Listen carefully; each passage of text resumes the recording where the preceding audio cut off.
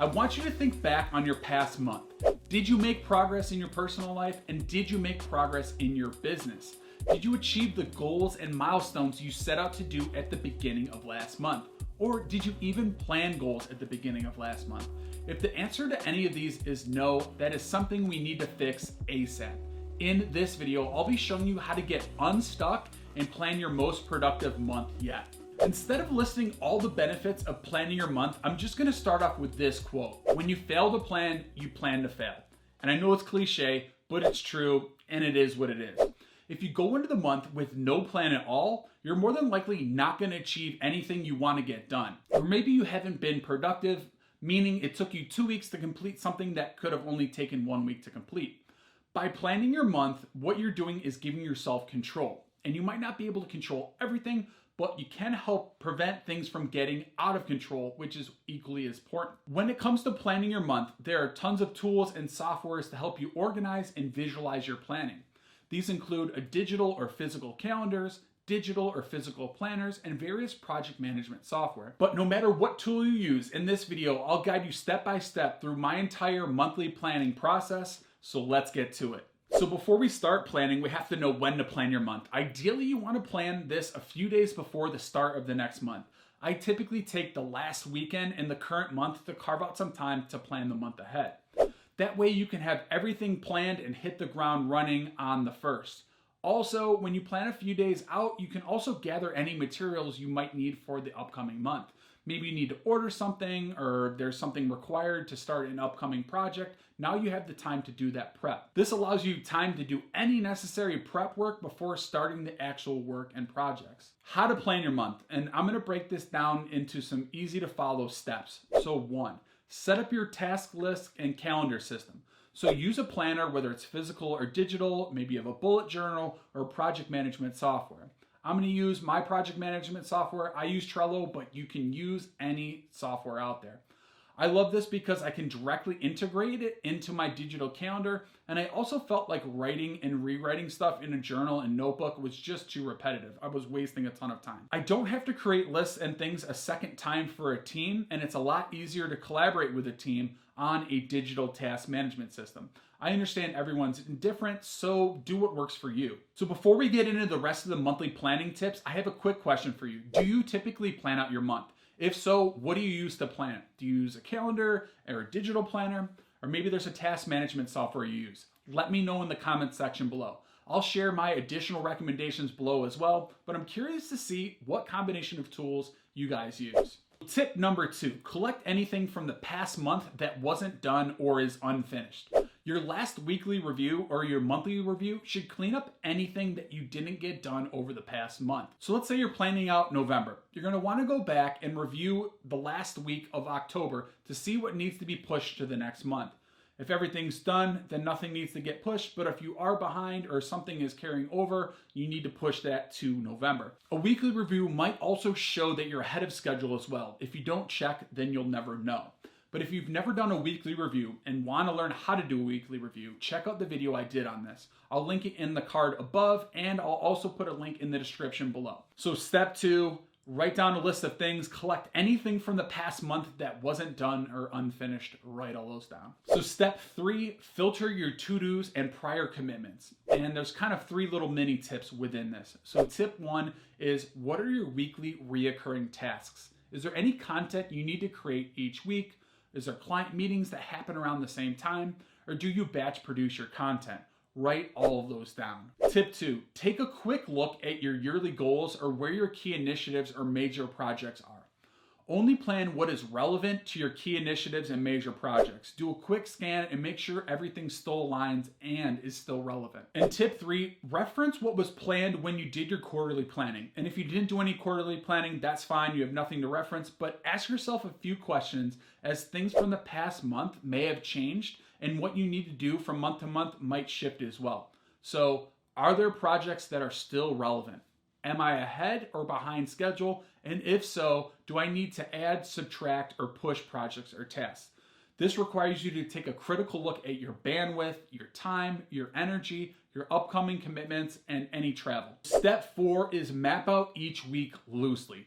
So now that you have all of your commitments, events, travel, key initiatives, personal projects, and whatever else you have listed, it's time to break this up into weeks. I would go ahead and list out week 1, week 2, week 3, and week 4, and you can do this on a piece of paper or your project management software. I'll show you exactly how I do it in Trello. That's the project management software I use, but you can use any project management software out there. So what I do is I have my list, and then I drag and drop items into the prospective weeks. So what needs to get done first, what needs to get done second. If I have a busy week, I might push stuff away to the other weeks. If I have a multi-step project or task, I might cut that in half on my weekly plans. So let's say I have to create a new marketing plan. So it's a multi-step process that's going to take more than 1 week. Let's say it's going to take 2 weeks to complete. For week 1, I'll put create a new marketing plan 50%. And then for week 2, I'll put create a new marketing plan 100%. That way I know what pace I have to go at in order to complete that project on time. You can even break up the checklist for that create a new marketing plan into 2 lists if you want. You don't necessarily have to do that, but this is a possible option I use from time to time and can be really helpful for breaking up multi-week projects. Now, if you want to do this on paper and you don't want to have to write and rewrite everything, you can use sticky notes. Just move them around just as I move these Trello cards around in the software. It's a great solution for people who love pen and paper and that analog style of planning. You can also use different color sticky notes for different categories, like red sticky notes for business, yellow sticky notes for personal, or maybe green sticky notes for events and things you have to do with your family. Once these items are placed throughout the weeks, I would take a quick look at it as a whole and ask myself, does it make the most sense to do it in this order?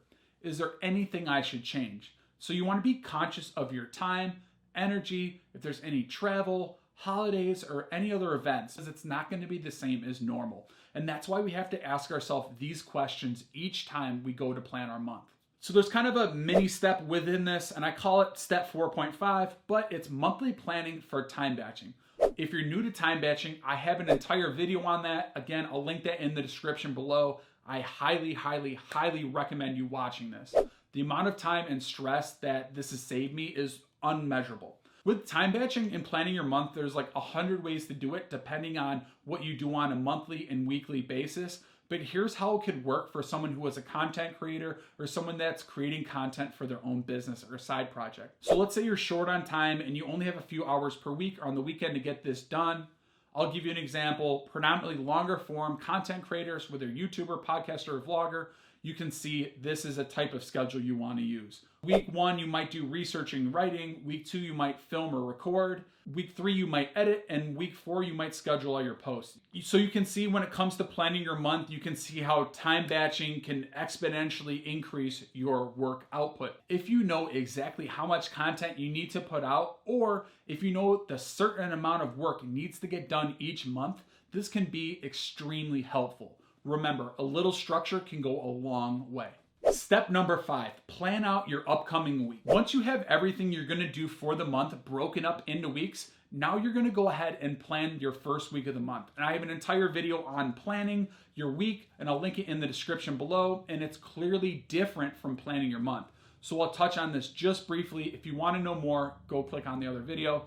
But plan out Sunday through Saturday on a planner, or in my case, I'm going to use my project management software. Then I pull out tasks from each day into the calendar. Once all of the items are placed throughout the week, I take a look at it as a whole and ask myself again, does this make the most sense to do this in this order? Are there any time constraints where I would have to move these items around? And is there anything else that I should change?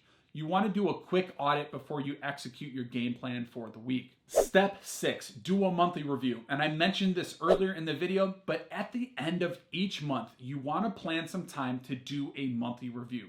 For example, you could do it the last Friday of every month, but you want to make sure you do it a day or two out from the end of the month.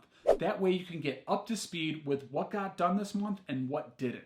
And the trick here I do is I plan my monthly review, and right after that, I go into my monthly planning for the next month. This helps because everything is top of mind at that moment. For the reviews, you can do a few different things, but it's really going to vary per person, per business. For business, you can look at what your company's key performance indicators are, what your lagging indicators are, And I would highly recommend you doing a keep, start, stop list. If something is going well, keep it. If you see an opportunity, start it. And if something isn't working, isn't fixable, or is a massive waste of time, then stop doing it. You can do the keep, stop, start list for personal as well. Step 7, keep it simple. When it comes to monthly planning, you want to keep it as simple as possible. You don't want to make a big production where it's to the point where there's a lot of friction between you and your planning session. The whole purpose of this video is to streamline it as much as possible.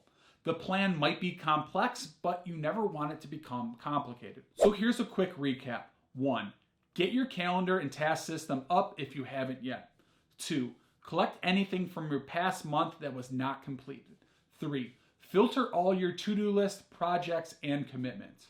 4, map out each week. 4.5, time batch. 5, plan out the upcoming week. And 6, do a monthly review. If you can follow those steps and keep it simple, you'll be off to a good start for having a productive month. Now that you have your month planned out, it's time to start planning out your next week. You have to go into the week with a good game plan if you're looking to be productive and get things done. Check out my video here that dives into planning a productive week. I hope you found these monthly tips helpful. Until next time, stay productive.